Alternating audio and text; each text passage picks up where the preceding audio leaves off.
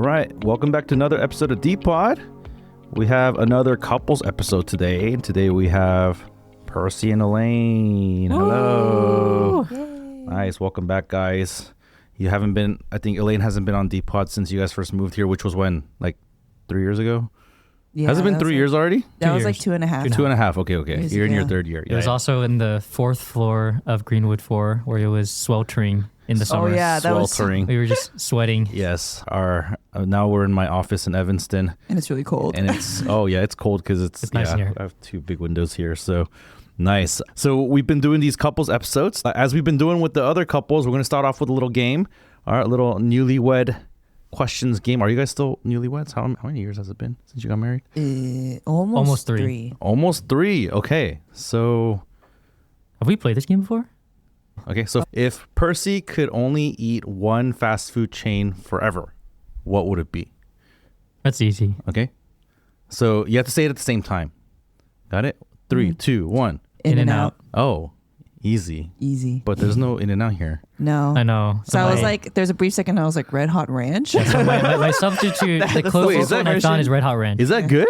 It's It's good. good. The burger's good. Yeah. No, the one on Dempster? You haven't had it? I haven't had it. Yeah. Oh it my is gosh. actually pretty close to Wow, In-N-Out. I think I'm going to go today for I mean, lunch. it's both it's both the burger, but then there's an Oberweis right next to it, which is like Yeah, the ice it's cream deadly. chain. double. Yeah. I've been to the Oberweis, not anyways. Oh Okay. no, it's a gem. Yeah. All it's right, good. that's good to know. All right, what about Elaine? What if Elaine could go to one fast food chain? What would it be?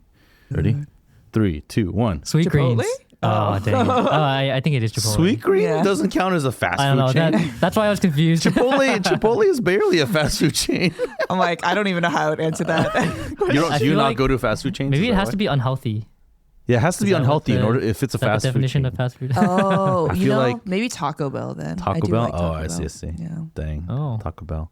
All right. Okay. What phrase or word does Percy say all the time? All right. Ready?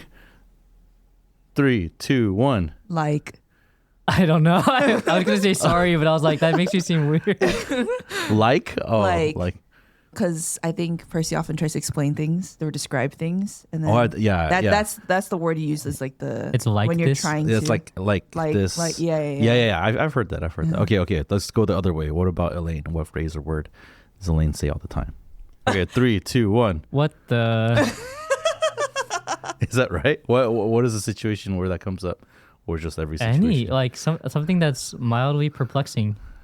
What the? How do you say it, Elaine? Like, what the? Yeah, that one. What you say? What the? You know, I realized the variation of that is "oh my hoodness." I also say that. So Oh my hoodness. I've never heard you say that. Actually. Do you only say that in front of sisters? maybe that's why. Oh, interesting. Oh, What my does that even goodness. mean? I know. I don't know what that means. All right. Okay. What would Percy do with $1 million? Like, what would they do like immediately after they get it? like besides putting it in the bank. As Yeah. the first- That's not an That's interesting. boring. That's not. This just tells you about Elaine. That's what she thinks. No. I'm saying like, if you had to characterize what would their impulse purchase be, like if they suddenly got $1 million, like what's the first thing they would do? Oh, okay. Yeah. Well, if it came down to like, what is the first purchase, like impulse purchase? Oh yeah, let's go with that. What would be First the first impulse impulse purchase that your spouse would make? I think it would be something related to new software or hardware for main stage or keys or something fishing related. But I actually think it's more of the former because that's more like justifiable as like a spiritual thing. You know? Oh, he doesn't feel as bad. Like like it's for church. Yeah.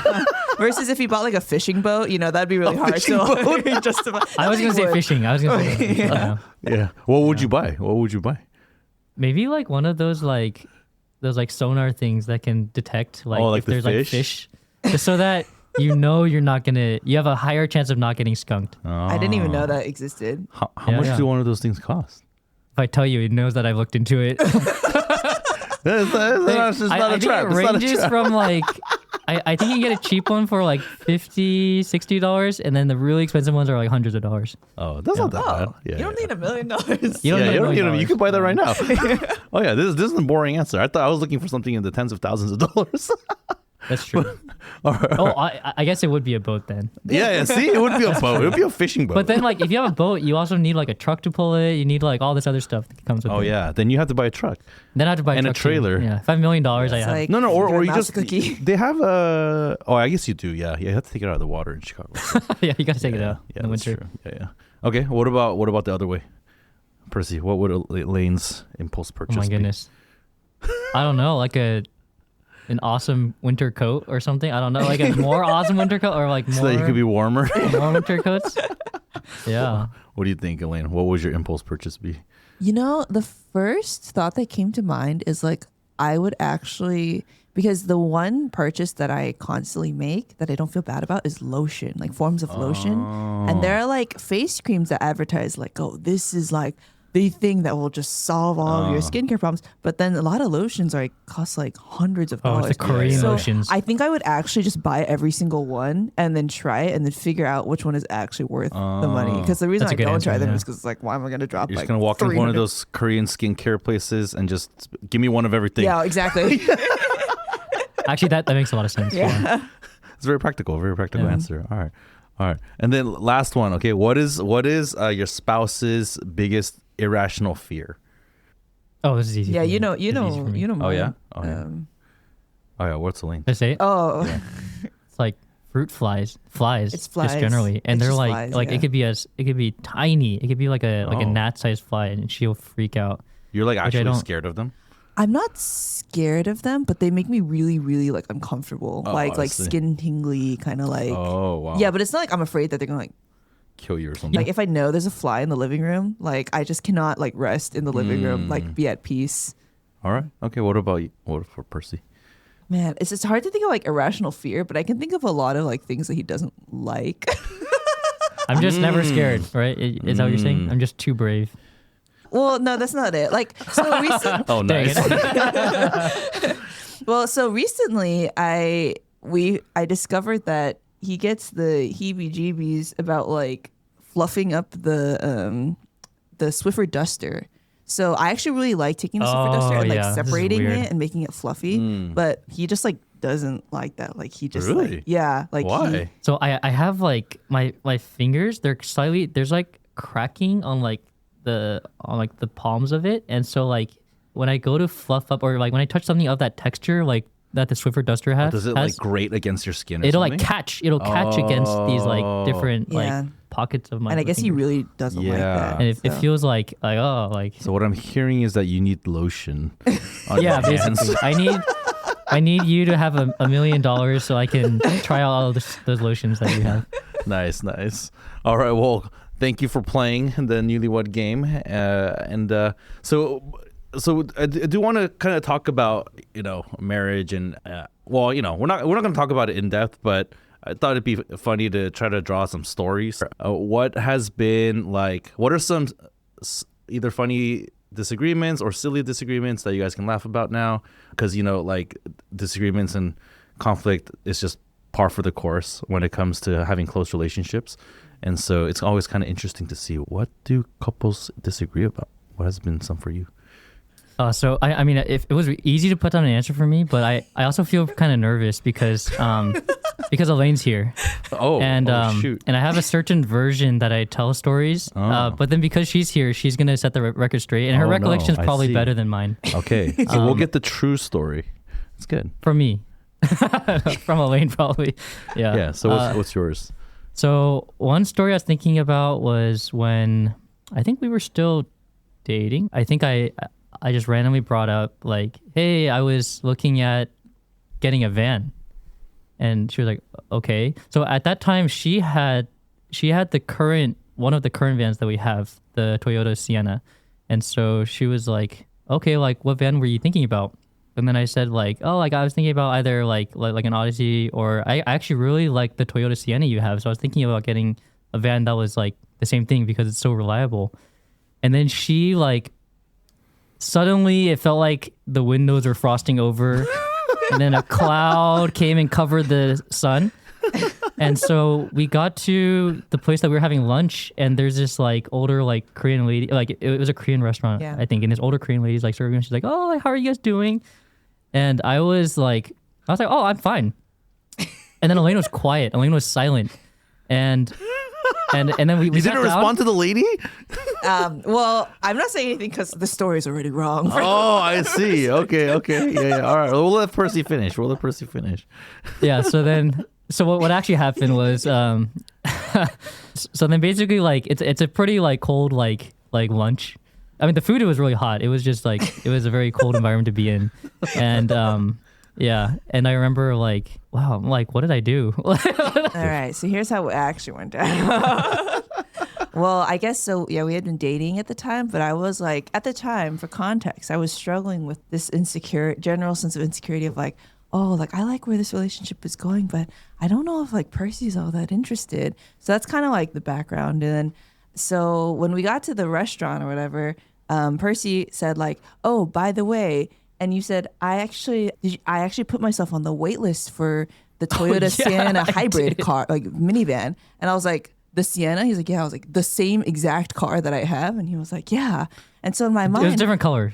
It was a different color, yeah. But in my different mind, car. I was like, okay, no rational person, like in a married couple situation, would want to have two of the exact same car because that makes no sense. So he's not thinking about like, oh, in the future, if we're married, we'll end up with two of the exact same car. So maybe that's not like the best idea.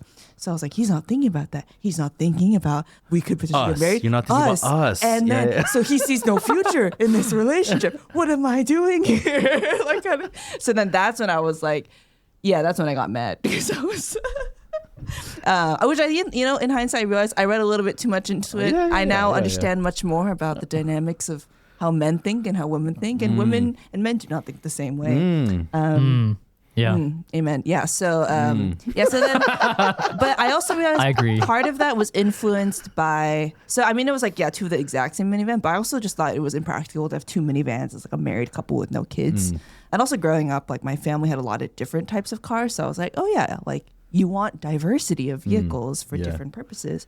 And then that's what got clarified. Yeah. Like years later, when we were talking Years to you guys, later. as a married this is actually couple, years later. before we got the second minivan, and then you were saying something to the effect of like, oh no, like a minivan is a great car. If you can afford to have two of them, you should just have two of them, because why would you like get a sedan if a minivan is just objectively more useful? And I was like, you're right.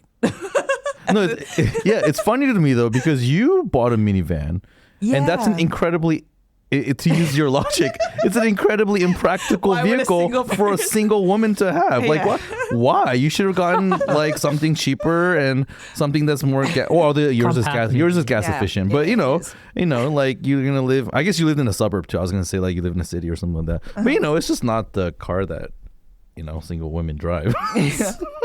Yeah, actually, when I called the Toyota dealership, and I was like, oh, I'm looking to buy a car. And he was like, oh yeah, which car are you thinking of? And I said, oh, the Toyota Sienna. And then he started to talk to me like plural. He was like, oh yeah, I can get a car like for you guys. Like, yeah.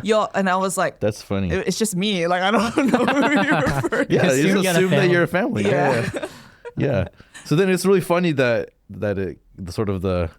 but why would you want to get a van? Because it's not practical with kicking in. Yeah, because Percy kept talking about like, yeah, but think about it. Like with the two minivans, we could drive like 16 people to one place 14 at a time. other people, yeah. 14 other students. And I was like, what situation are we doing? But that happened. But we did. That happened. That happened in Berkeley. We had 14 seniors with us. It does happen. Happen. Yeah. And we needed two vans, so I had to borrow Eric Kim's other van, which was also a Toyota. Which is, I mean, in hindsight, it's like, I think I used that as an excuse for like, like, we should have gotten it, or like we should have gone for it, but it's I mean, borrowing vans is also great. Yeah, all this to say, we're happily living the two van life. Two van life. Yeah. No, this is I try not to take sides with the couples, because usually there's like both sides are in error usually, but I just feel like in this scenario, Percy couldn't have done anything differently.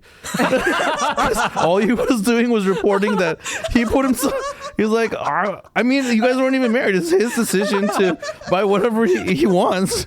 When Elaine went on this like whole like thing, It's like downward with one trajectory. with one assumption, with the one assumption. Yeah, the one that, assumption, the leap. No, I love the way you say it. Like no rational person would want two of the same vehicle in a household, and so this person is just thinks we have no future. Yeah. And so she's like not hearing the Korean lady who says like, "How are you guys doing?" She's like, This person doesn't want to get married to me. Yeah, I was like, why are we even eating lunch? Why are we right even? now? Yeah, we should just end this right now.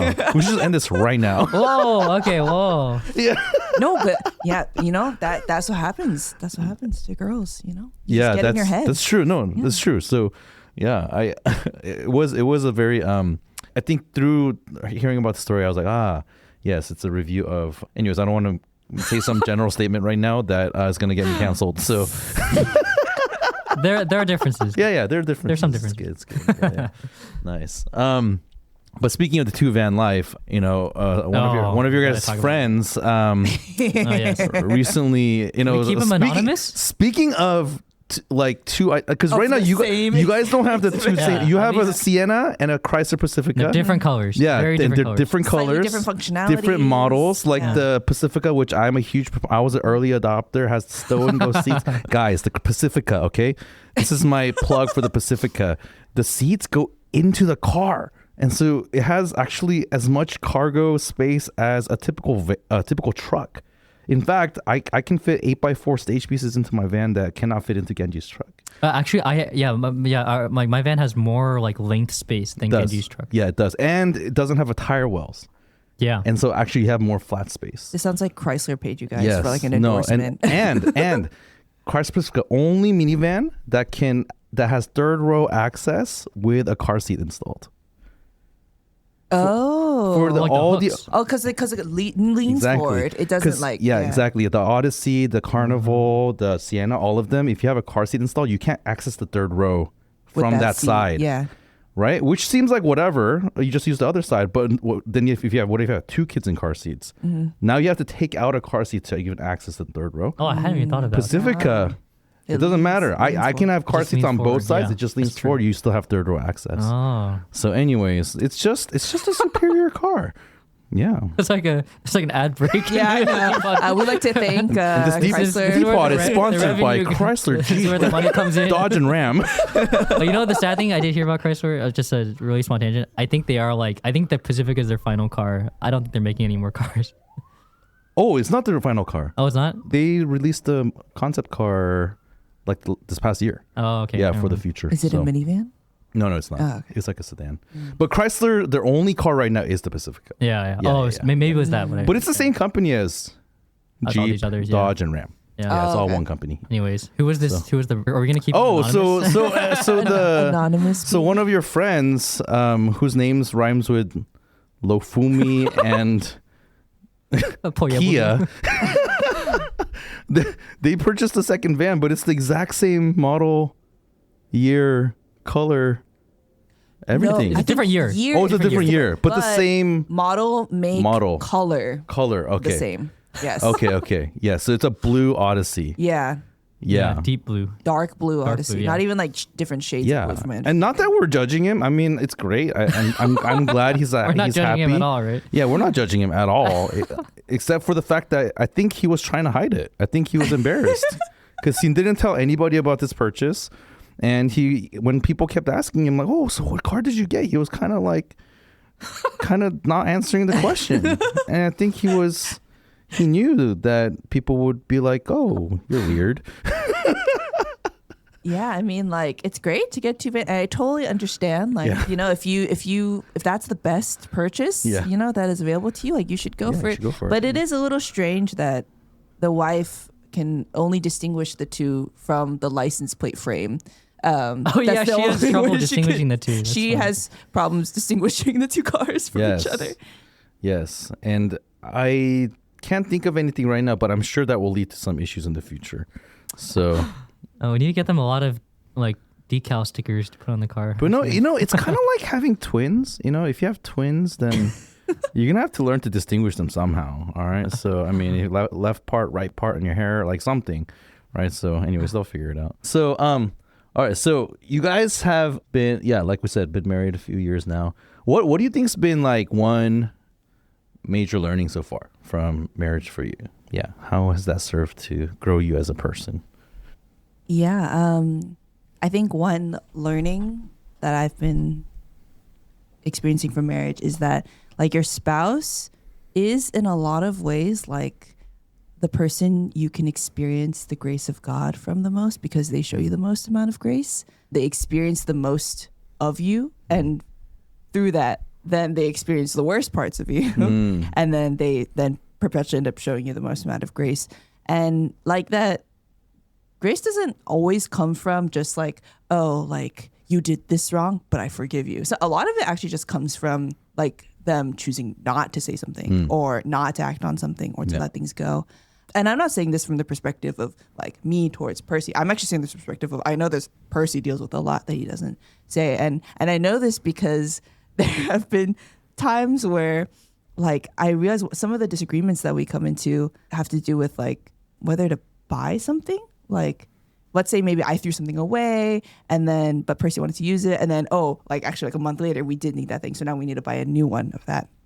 Percy has told me in the past, he said, like when I feel like frustrated about that, I tell myself, is like however much this costs, like if this costs $20, is that worth a fight with my spouse? And I say, no, it's not worth it. So then I just buy it. And then that's how he deals with that. So I just realized like, wow, like the fact that you have to tell yourself that mantra, like there's a lot going on in there that you're on the receiving end of from me. So yeah. And I think it has helped me though, kind of learned that like, wow, if my spouse shows me this much amount of grace, just like every day, even like how much more so does God give me grace? Because how much more so because he actually knows the thoughts of my mind and the intentions of my heart. And there's a lot more that he is on the receiving end of. And yet, yeah, he chooses not to act on that. So yeah, that's been one learning from marriage. Yeah, that's good.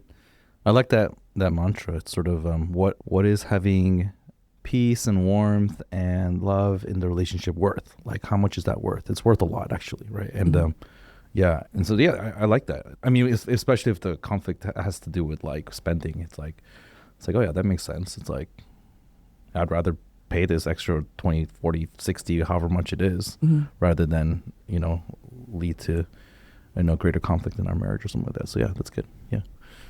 Yeah, for me, I think one learning has been just communicating well. And I mean, I think I actually really like that quote by Dietrich Bonhoeffer. So I actually pulled up this quote. I actually, because I keep on forgetting what the quote is. So I actually have it at the top of one of my notebooks. So it says like, so it's from his book Life Together, and he says, thus it must be a decisive rule of every Christian fellowship that each individual is prohibited from saying much that occurs to him. I think I like for a long time, like I'll like misrepresent this quote by just not saying anything. And then eventually when a conflict does come up, then it'll be like, oh, how come you didn't like say anything? Or how come like how come you didn't like, even in the simple act of saying sorry, I think like my default is just to say sorry over the whole situation versus like actually being very specific to say like what exactly it is that I'm sorry for. And the reason for that is because like when I would do that to Elaine, she wouldn't feel resolved and she would just kind of feel like, and like, is that it? But then from my side, like, I don't know, maybe it's just because I'm a guy. Like, I just feel like, okay, yeah, we're all cool now. Right. But then actually like how I communicate actually matters a lot.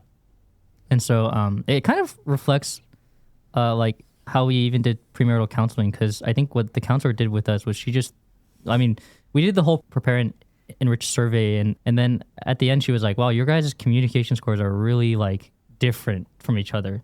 So then we just spent a month on just the communication portion. It was actually longer than a month. Was it longer than a month? It was like, I think you're supposed to spend like 8 weeks on 8 different modules, but we basically spent like 8 weeks on the first module, which was really? communication. Yeah. Wow. Yeah. Okay. Yeah. And I mean that ended up being very like really useful because I think I think the communicating in the context of like marriage was like so different, I guess, from like how I communicated with like other guys from the different the different bros houses I was at, Coin House, Dana House, And so and so I think that that's still something like I'm still working on, like there's still a lot for me to kind of grow in that. And there's still times when, like it says in James, like where my tongue can kind of cause like untold like havoc, I guess to Elaine. Yeah, but definitely like I think that it's something that I'm still actively trying to grow in and work out as we kind of go through like the occasional conflicts and differences. Yeah.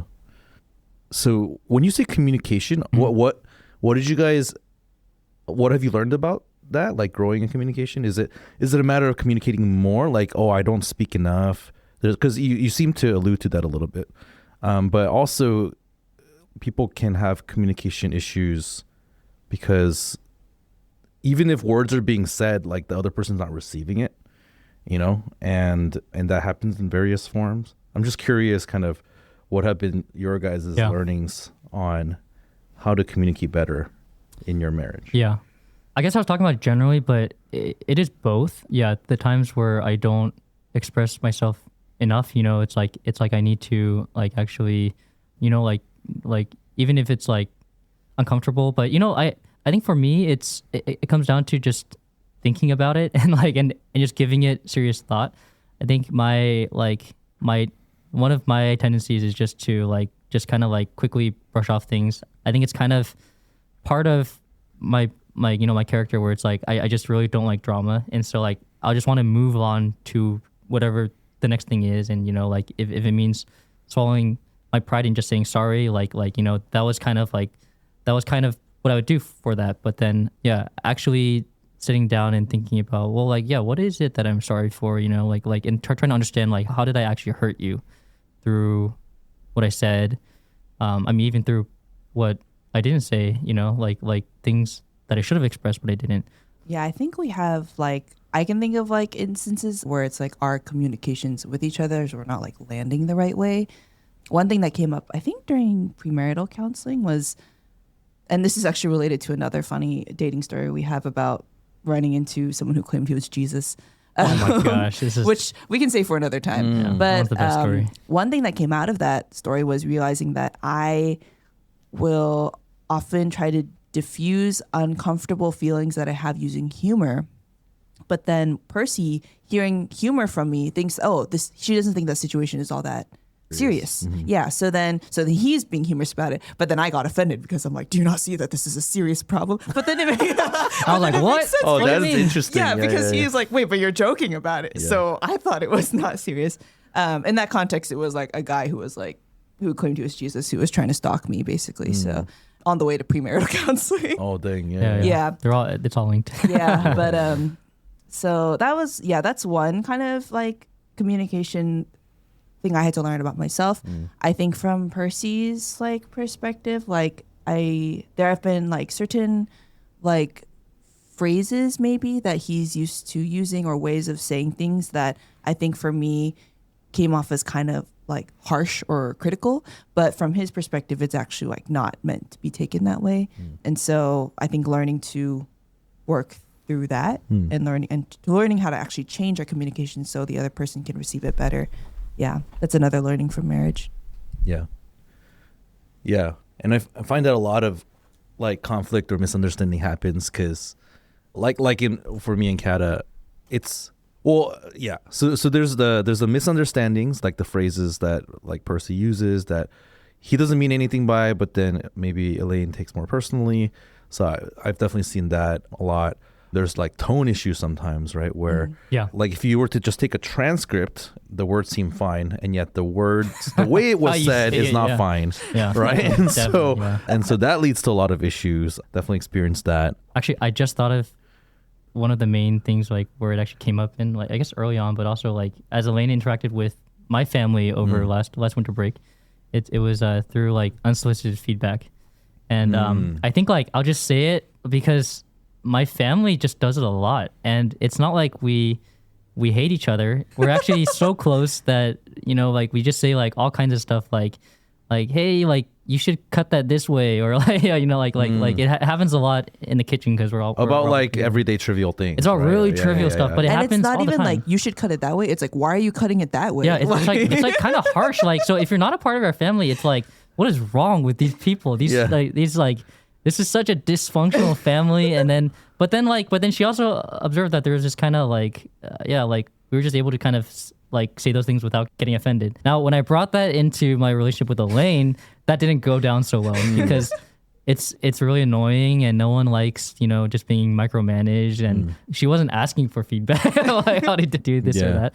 And so that was definitely like one example of like, I had to really learn like, oh, you know, not everyone likes that kind of communication. Yeah. Actually, almost everyone doesn't like it, you know? So, yeah.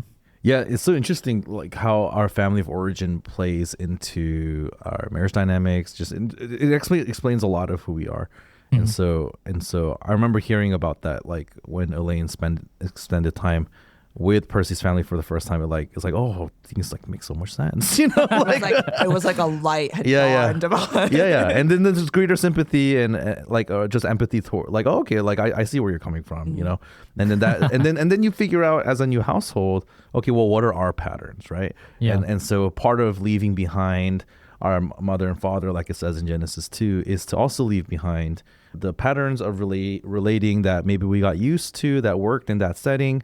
But now here in this new household, okay, like what does it look like for us to relate in a healthy way? And so, yeah, I'm thankful that you guys are continuing to put effort into that. You know, 3 years is just the beginning. So, you know, Yeah, that's true. you know, We Kat and I barely are started. almost at 10 years now. And and I think we've figured out a lot in terms of how to communicate with each other. But, you know, we're still learning, or like, and the thing is, you keep changing as people too, and you keep growing. Yeah. So you'll have to keep investing into that. So moving topics. Another big thing that happened in your life is you recently became parents. Yay! Yeah. Congrats. So so let's just talk about that real quick. You know, so Jonah entered into your life. Yeah. October what? 8th. Yeah, 2 months ago. Yeah. 2 months ago. So what's that been like? How are you guys doing? Are you even awake right now? Great. It's good. Yeah. It's much better than probably what I expected. Oh, okay. Yeah. That's good. And you guys are both still on leave, right? Yeah. Okay. Yeah. Yeah. I've been generous saying leave. I am gainfully unemployed right now. Nice. Solid. Gainfully. Okay. Solid. So what's been surprising to you so far about becoming parents, having a child in your home that you're responsible for? I think it's hard to know what to expect sometimes. Yeah. So, but then sometimes you, by what you're surprised by, you're like, oh, I guess that was my expectation. So I'm just curious, like what has been surprising for you personally? For me, what has been surprising, and this might sound kind of terrible, is like how much I like my child. And it's funny because Kata actually told me this like several months ago when I was still pregnant. She's like, I think you're going to be surprised by how much affection you have for your child. Yeah. It's like, oh, okay. I didn't really make much of it, and I think what was surprising was how that affection has actually grown and what it's grown through. Because I think maybe from like the media, or maybe because some people do have this experience, but I had thought that, oh, like there's some sort of like natural, like huge rush of affection that just comes from the moment like the baby and all its slimy form is thrown onto you and you're just like crying and like weeping and stuff, you know, Yeah, like, oh literally my that gosh. happens. And but then it like, when that actually happened, like when they placed Jonah on me, I was like, oh, like he's kind of like slimy. And then It's it was, Alien, kind of foreign. gross. yeah. And then it was also a little jarring too, because, you know, you just go from like, you know, this really like painful labor and you're like, oh, wow, like now this thing is just on me. Yeah. And This thing is on me. yeah. So you feel a little disoriented, but yeah. And then I realized that like, I think I was like, oh, Jonah's cute, you know, and then like my family and all of our families here helping take care of him. So when he would cry, like I actually wasn't often the person to help him. So like other people, like my mom or his mom or whatever, would kind of spend time with him. But I realized my affection for Jonah has grown a lot since it's just been the two of us. And I think that affection is growing from the fact that he's so helpless and so dependent on us. So then when he cries and he's hungry, I'm like, wow, you literally like would just die in the wilderness if no one is taking care of you because you get hungry so frequently and you can't even doesn't feed. even need to be the wilderness. He could just die in the non-wilderness. Yeah, that's too. true. But babies can't feed themselves. Like, that is a Right. crazy Yeah, it's concept. crazy. Like they can't walk to the source of food. Like, No, and, they you know, can't. You're right. like you have to feed them. Yeah. But as I've been doing that, I think I would have thought that like, oh, the more needs that he has that sort of in a way like impinge, quote unquote, on my life, like the more like annoyed I'd get. Yeah. But then instead I actually find my affection growing a lot. Yeah. I'm Yeah. not sure where that's coming from, but Yeah, maybe it's because that's how God designed you to be. probably, yeah. It's the same reason why people feel affection toward the people they invest into that are not their children, Yeah. right? That's so, true. Yeah. No, I think there's something to that. Yeah, that's interesting. Honestly, I think that was a little bit surprising to me because, because I think like Elaine, like if you were to ask her like before, like, I mean, maybe now, but I think that like even like childcare was like pretty hard for her to do. And I remember times when I think, when DP Kata, they would have meetings and it's like, all right, who's free to watch our kids? And then I would just volunteer us. And then, but then I would ask her. Elaine's and like, she was like, oh my gosh. sure. Like, you know, cause I just really like kids and like, I just think that they're a lot of fun. Yeah. They're like a joy to be around. And then Elaine was like, oh, like I'm not quite like that, you know. Yeah, so, yeah. And so like I think that was one thing that I have been surprised to kind of to see in Elaine. Yeah, for sure. I think before I had kids, I had very little affection toward kids. I mean, you know, I thought they were cute and they're fun and stuff, but like, I'm like, kids or whatever. But then like, no, yeah, it's very different. Like when you, I think there's something to that whole like, oh no, this person depends on you, right? And they're looking to you to love them. You know, they're like, love me. I'm like, okay, I will, you know. Then I think that draws something out of us. And then I think it actually just changes you as a person. Because I think that ability to love and give affection, I think does translate to people that are not your children as well. Yeah. So I think that's, interesting. Yeah. What about you? What's been surprising, Percy? I think one thing is, I think even just like that aspect of God, you know, like God the Father, you know, and the kind of like, you know, like, I think that just hits really different for me now. It's like, I just didn't have, I didn't quite have access to that maybe, like, you know, the personal experience. But I think like, I think that particular, like that character of God really, like, I think just knowing like what it took to, like, knowing that it took, you know, God's perfect son to actually die for me and the kind of cost that is. I think that was like, I was just surprised by how much more that actually struck me. And like, and I feel like I just gained like a deeper appreciation for that particular aspect of God. I think the other thing was I was kind of surprised by how hard being a parent was the first week. Like, I just thought I would love everything. And that first night was like really hard because, and part of it was, so Jonah was born at 2 a.m. I think 1:30, something like that. Yeah. But then we didn't really sleep until the evening, like 10 p.m. of that same day. And I think both of us were kind of at a point where it's like, he didn't really feel like our son, but he just felt like we just got to keep this thing alive. We just got to keep this thing alive in the hospital. And, you know, like, even in the hospital, like, I felt like, man, is he gonna be okay? Yeah. Even though there's all these like monitors, there's there's like all these nurses, like obviously like he's gonna be fine. But I was just like, am I gonna do a good job? You know, am I gonna be able to like I thought for some reason I thought I would be this amazing like this amazing comforting parent, and like whenever he cries, as soon as I pick him up, he's gonna immediately quiet down. And it's like the different stories that I hear about people that like, you know, like where the kid is like incessantly crying. I'm like, oh, that's just them, but I'm different. And so I think that I was just surprised by, it was hard. It was hard that first night. I think like both of us just incessantly crying. Yeah, both of us like we're like really sure like, oh, like why is he crying? Like I just fed him. Like we just changed his diaper. Why is he crying? Why are you not a rational human being? Yeah. Yeah, pretty much. Yeah. That's funny. Oh, sorry. And so the first couple of days I was in this like it was like endless to do like mode, like we got to change, you know, we because I think he had diapers pretty frequently. was like just endless to-dos, cleaning, making sure the house is ready, and then versus like kind of seeing like Jonah as this like blessing, and I was kind of surprised by how quickly it had devolved into like just check boxes that I was trying to get done, on my list of to-dos. Yeah. I mean, I guess it's interesting. I guess if you're surprised by the fact that it's hard, then I guess that would mean that you assumed like somehow it would go smoothly.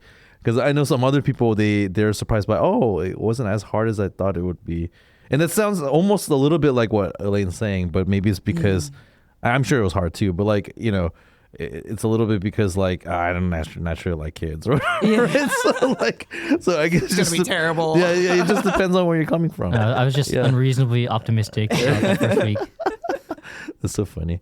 So what one of the blessings that I guess a lot of our church couples have is the fact that you get to raise your kids within the community, within the church, and then there's also plenty of parents who've gone before you, just ahead of you, who know your context. Like it's even a little different from like getting advice from our parents. Like I think our parents have good advice for us, and in some ways maybe the advice that they have is sort of perennial and cross generation and things like that. But then there's also the advice, like really practical advice that you just get from people who like just went through it.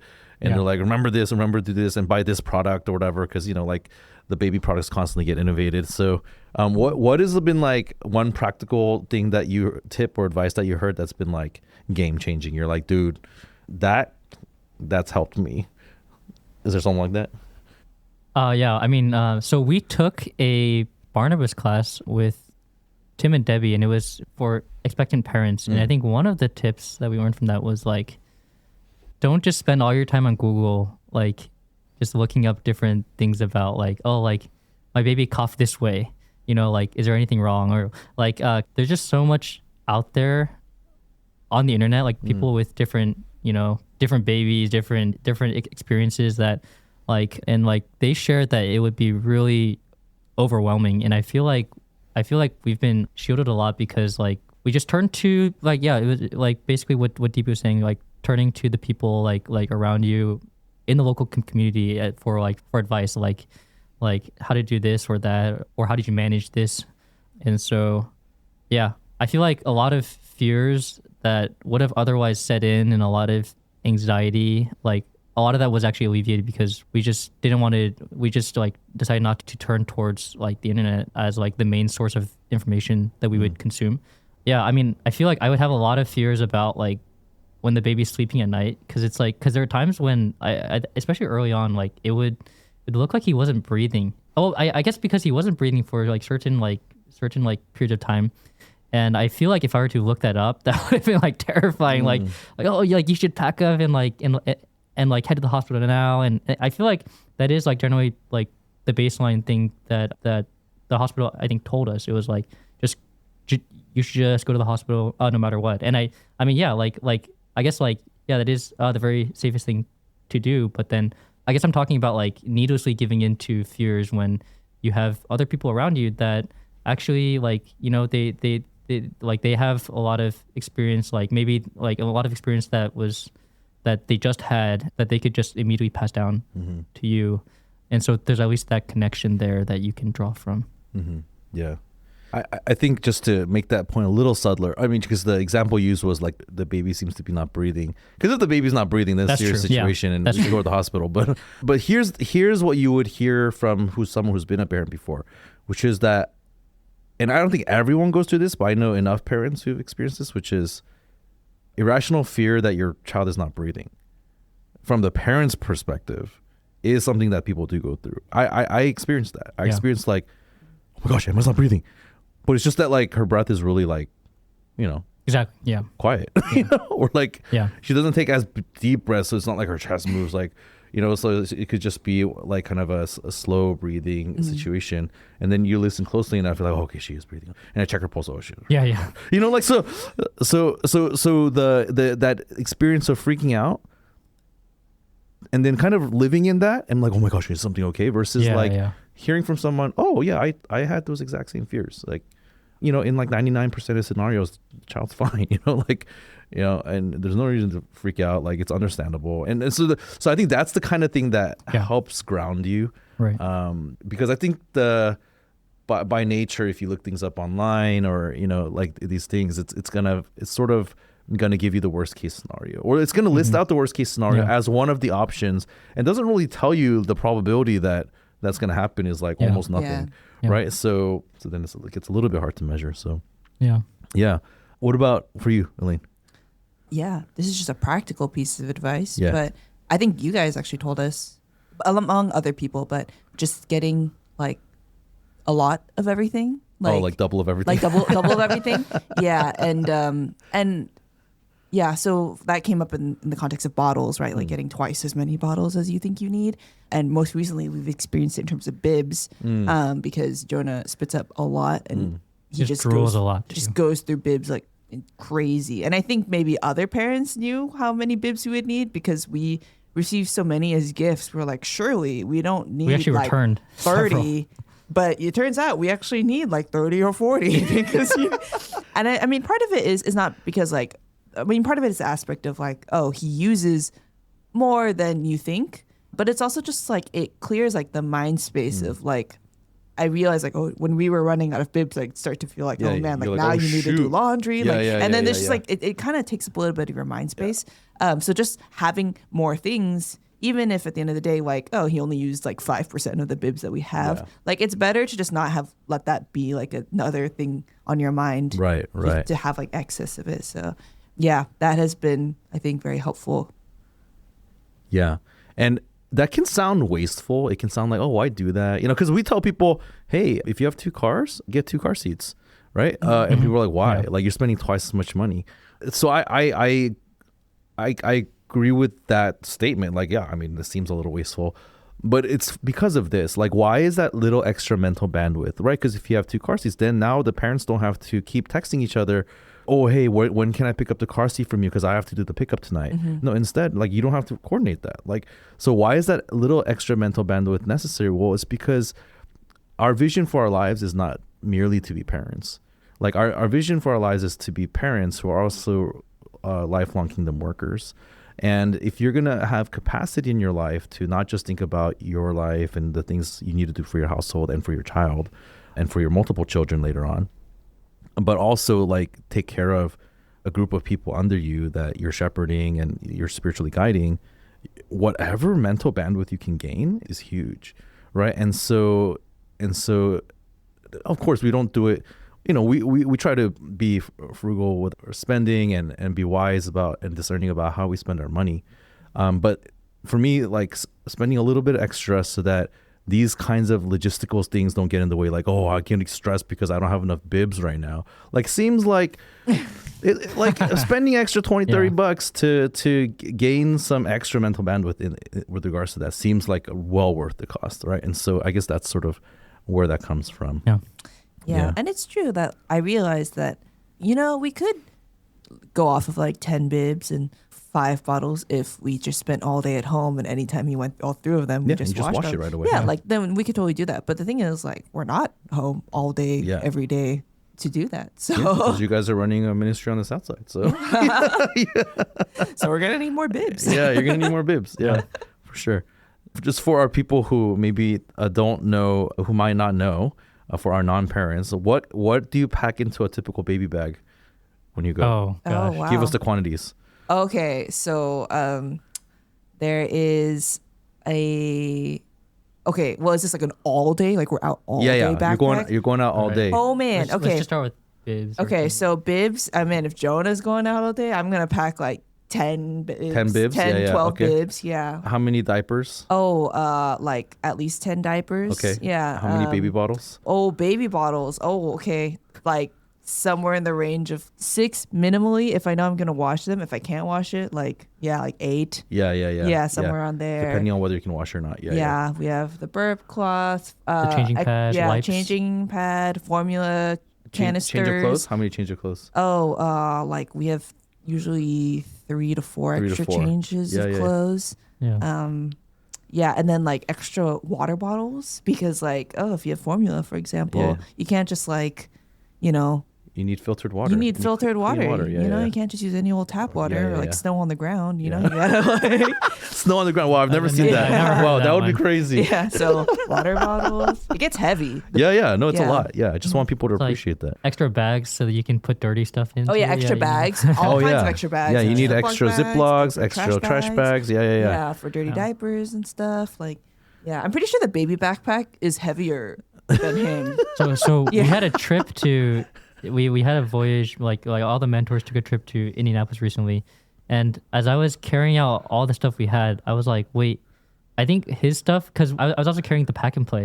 It's like I think it's heavier than both of our like the stuff that Elaine and I have combined. Yeah. feels No, for heavier. sure. It's like that. Yeah. I remember when we were traveling with Lucas as an infant and Emma still as a 2-year-old. That was the worst. Oh man. That was the worst. Like when we traveled to like California, literally when we were at the airport, I would have car seats. So I would have one car seat on each shoulder. Like, and then I would be with my like big luggage with, you know, my backpack on. I would be rolling that. And then we have like the baby bag, and then we have the pack and play. Oh no, sometimes we didn't bring the pack and play because sometimes we just order stuff to my parents' house that we know that we need. Yeah. We're like, dude, we're not bringing this. Yeah. You know, but the car seat, we're like, we need it at the airport. So like, you literally carry the car seat with you to the airport. And so, anyways, things that people don't appreciate once they have kids. But it gets easier though. Now it's a lot easier for me. Kids are a little older now. So. I feel like I just grew in appreciation slightly just hearing the list. Like, I didn't even thought about it because the car seat is like different when you're slightly bigger. Because soon, if he grows out of that infant car seat that he's in, then you're gonna have the slightly bigger car seat, and then so that's actually the worst.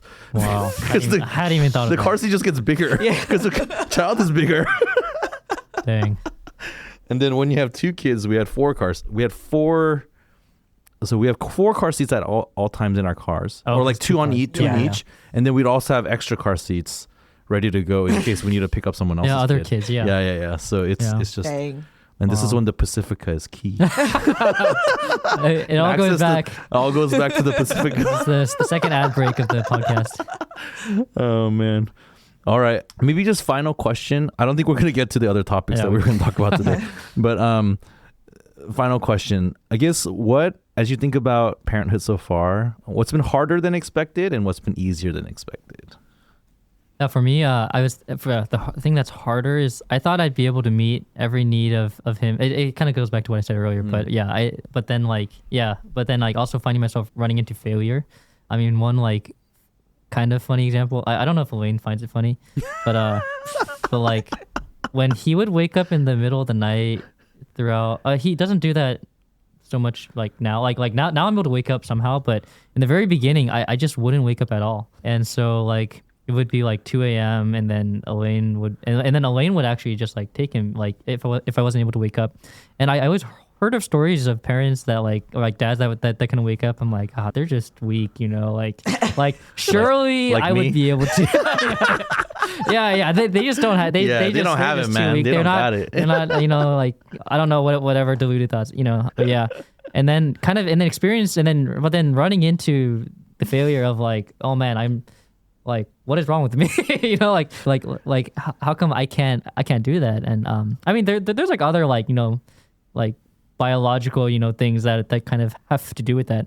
But but just that experience of like thinking that I'd be able to meet every need, but then failing, and so that's been really growing. I think as I've gotten to just, you know, like, you know, confess that, you know, like I can't do it to everything, and then also being really thankful for Elaine of all the things that she is able to do, and in a sense we're able to cover for each other at different times. I think what's easier is I thought it would be hard to bring Jonah out to Eloft, which is the, you know, the kind of space that a lot of our members work out of, and I thought it would just be it would take too much like activation energy, and like I'd be super worried about germs and like the different tantrums that he would have.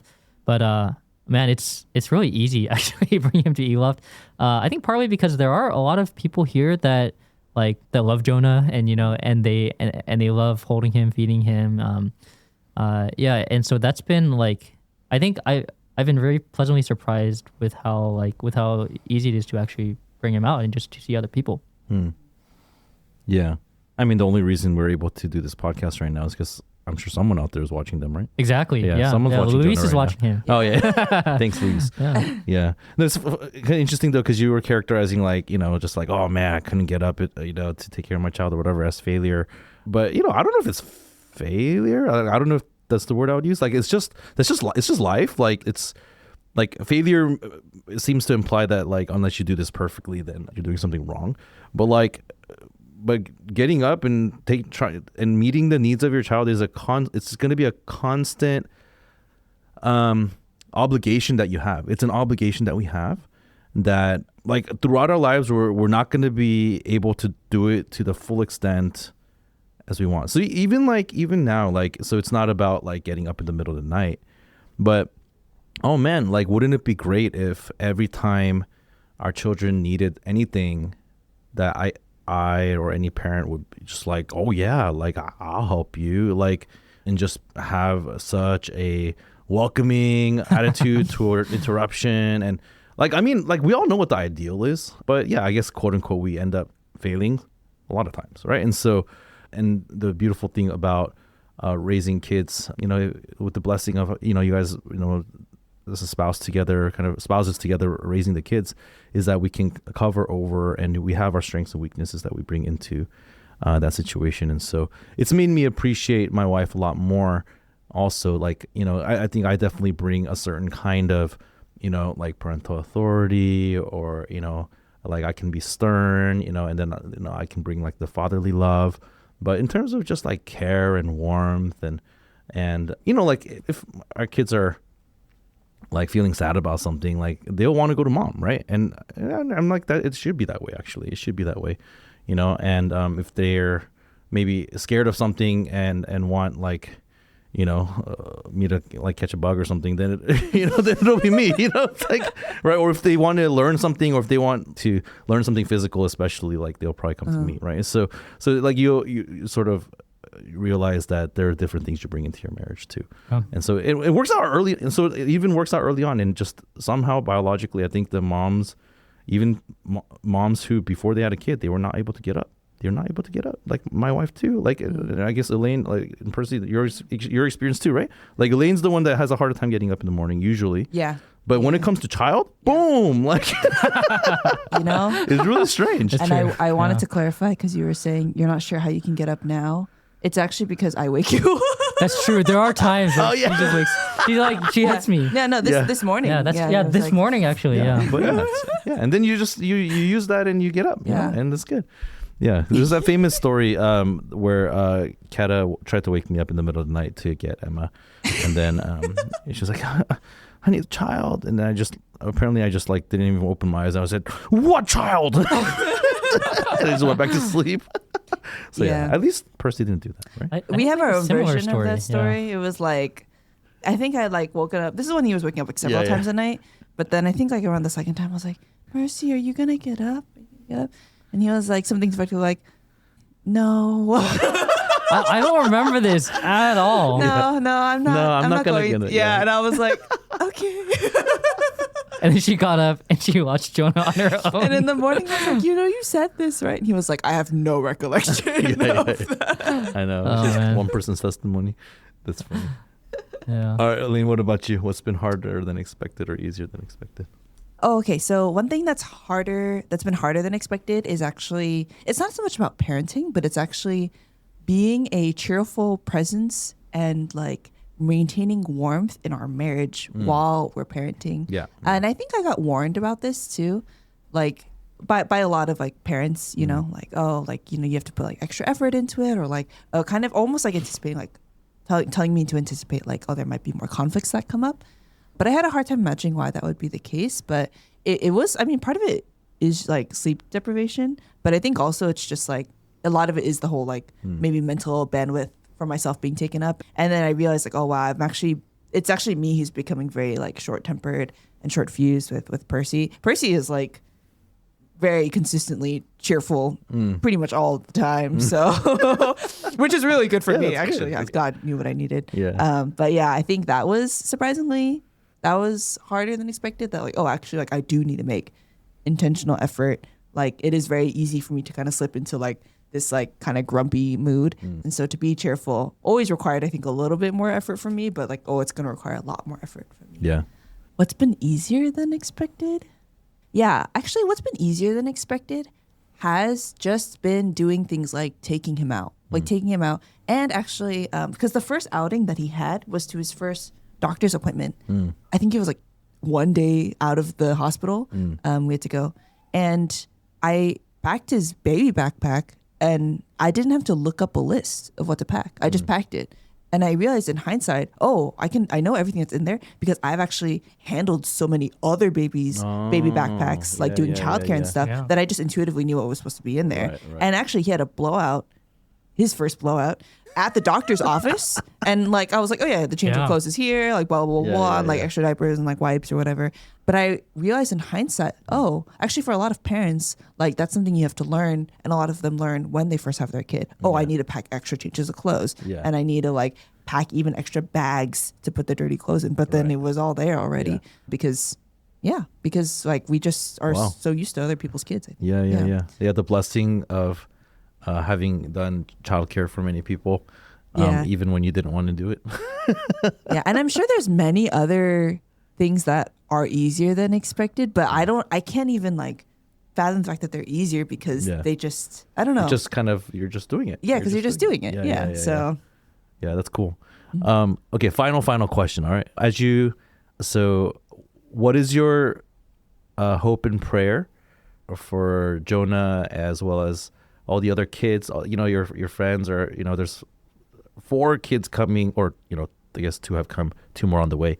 And as you think about this new peer class of babies, what is your hope and kind of vision for them as we raise them together?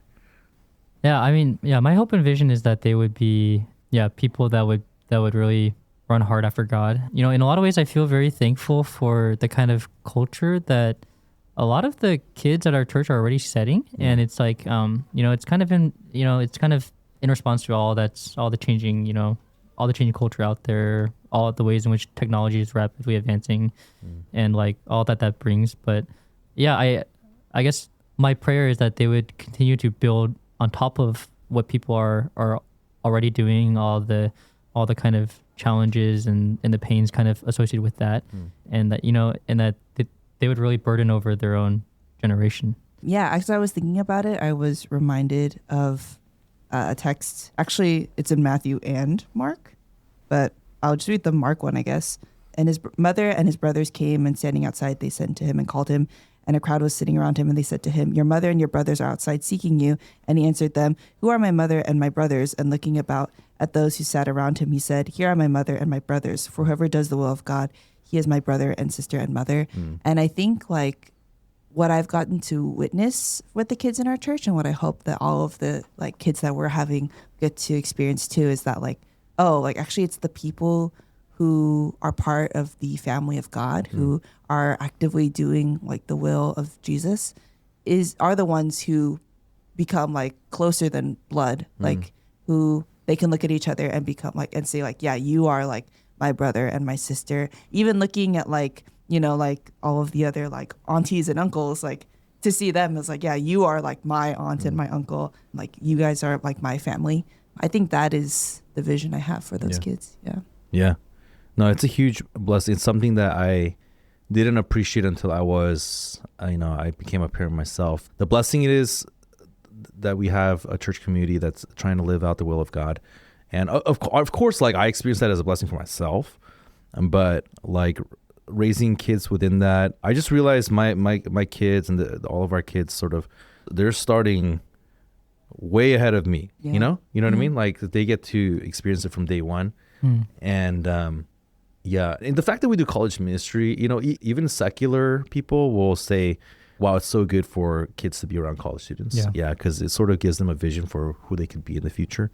And, so college students, so to speak, are like, people who, want to do something with their life or whatever, right? Like, we can kind of characterize it that way. But for us, not only do they get a lot of exposure to college students, but Christian college students who are trying to serve Jesus while they're in college. And so that unique blend, I think, is like this, I mean, this sounds like kind of a strategic thing, but like, no, like, I just think that's been a huge blessing. I didn't realize how much of a blessing it would be. The fact that my kids get to interact with so many older ones that they call uncles and aunties and that they love. So yeah, I'm really excited for you guys to just experience more of the ups and downs of being a father and a mother, and think it's going to be, I'm thankful that we get to do it together. So, Yeah, thankful as well. All right. I think that's it for today. All right. Thanks for joining us for another episode of The Pod. We'll keep churning these out. Bye-bye.